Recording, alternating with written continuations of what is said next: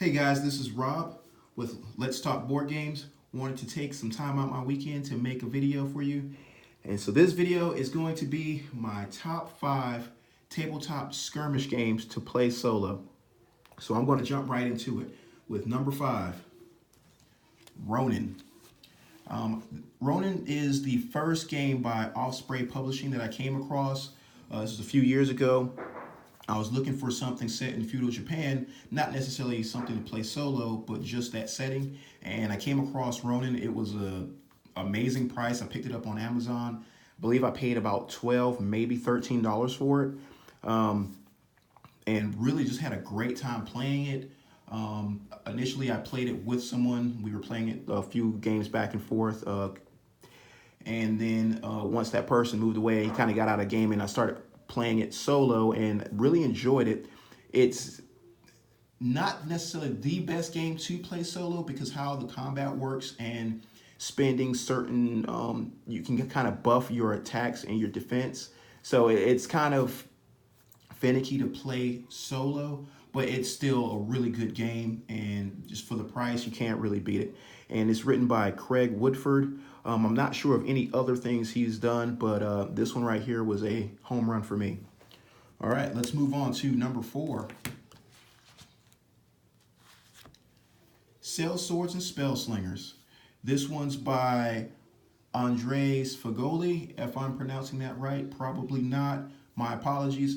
But this game is really unique. This is actually the second game by Andrea that I came across. But this one was unique because of I guess, how the creatures would activate. Like with most of his games, you roll a certain number of activation dice. You can roll 1, 2, or 3 activation dice. This game works off of a d20. And so if you roll a 7 or less, you actually draw a card to activate the creatures on the table. Some cards will bring in more creatures from the table edge. Some will have them ambush you from certain terrain that's on the board. Character creation is really simple. He's even got some scenarios in the book. So this one was really a no-brainer. This was really good.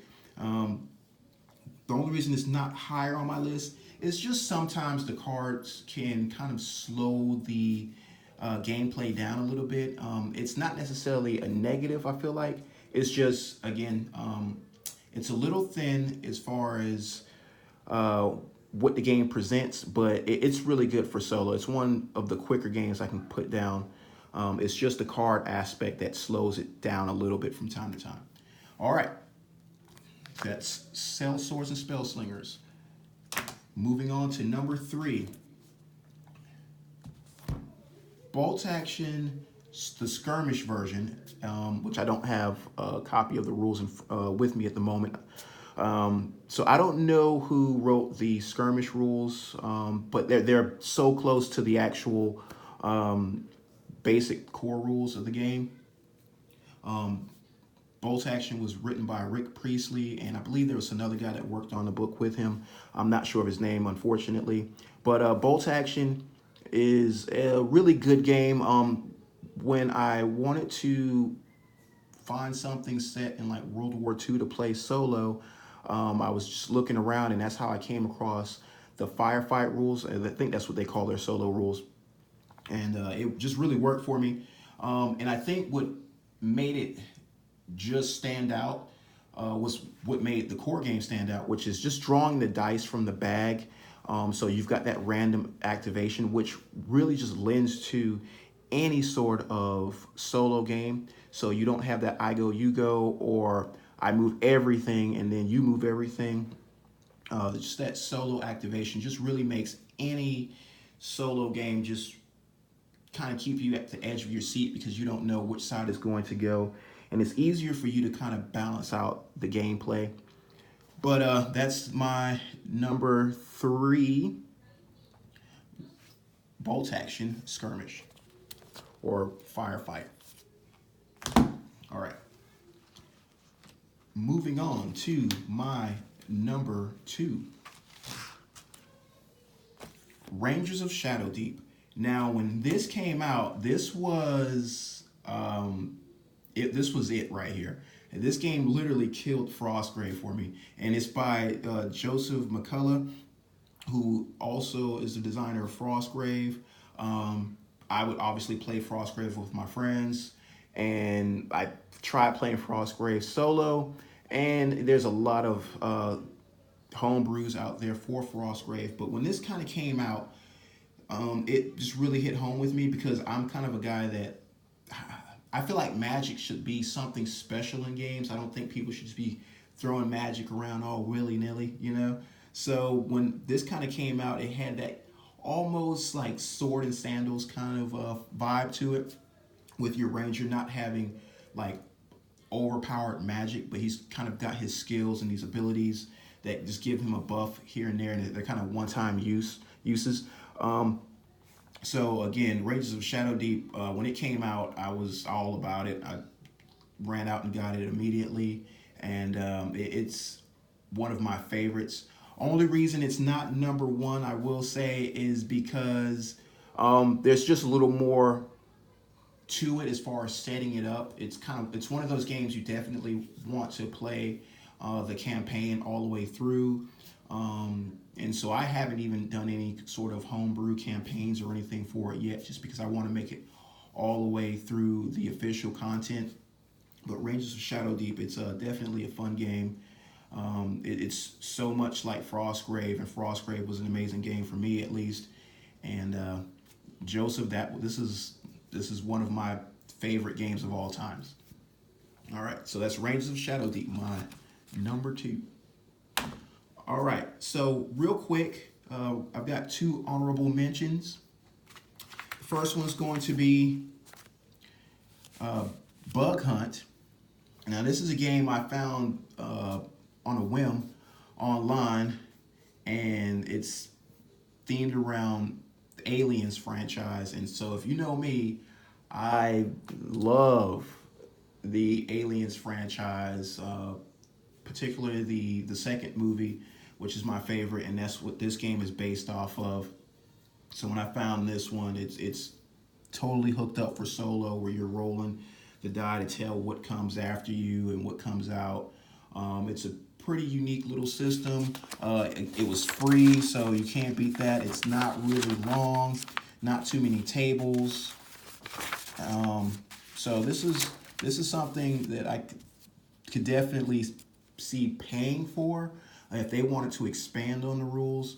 And again, this is just an honorable mention. And if you are looking for something in the Aliens universe, something that was designed to be played solo, this is a really good game, and I would go out and pick it up, or go online and download it, I should say. And that is Bug Hunt. All right, it's time for the next honorable mention. And yeah, I'm going to do a shameless plug here. Heroes Among Us. This is a game that I actually wrote, and it's a free to download game on wargamevault.com.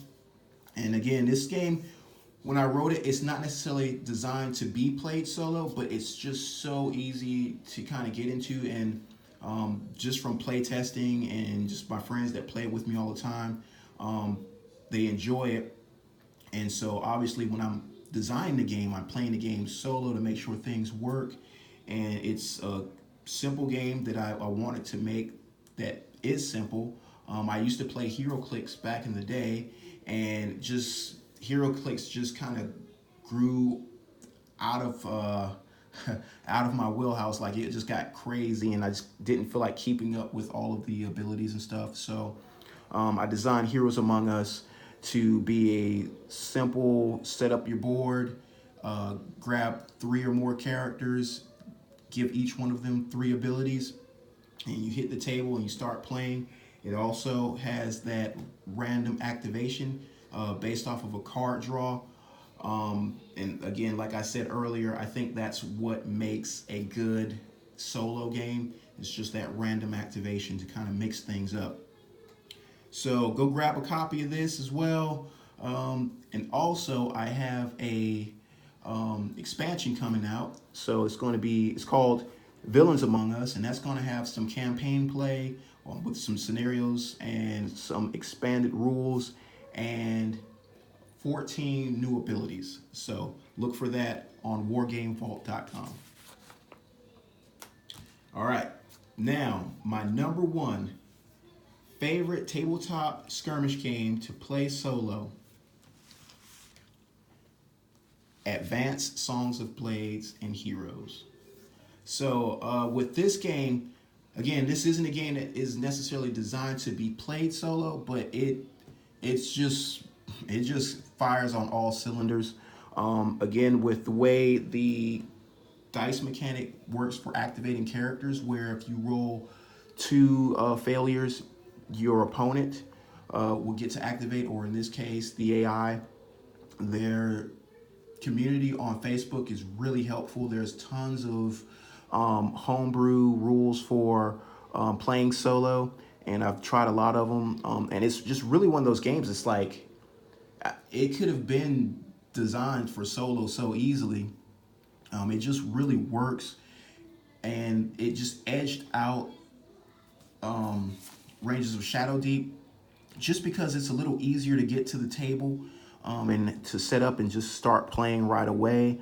And that dice activation just really kind of just edges out Ranges of Shadow Deep, because you just never know who's going to get to go and how many actions you're going to get to take with a particular miniature. And this one is also written by Andreas Fagoli. He's got some scenarios in this book. He's got some pre-generated characters. And if you want to kind of come up with some characters, you can go online. They have a character generator where it kind of builds the character out for you. And so this game has just really been one that I play a lot, actually. I play this probably more than any other game that I have. And that's just because I can play it solo so easily.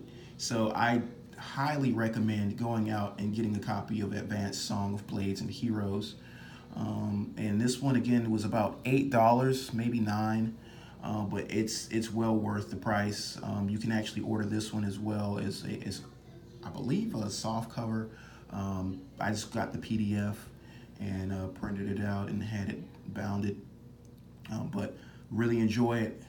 So that's my number one. And that's my list.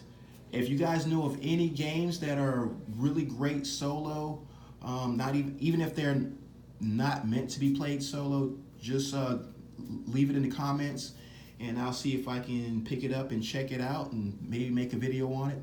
If you guys want to see any gameplay of any of these games, let me know and I will do that as well. If you guys enjoyed the video, please like, subscribe, and hit the bell for notifications, because I plan on making a lot more content coming up. I've got more games coming out.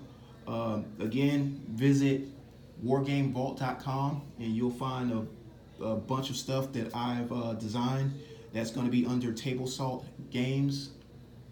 And I think that's really it. So you guys have a great night, and see you next time.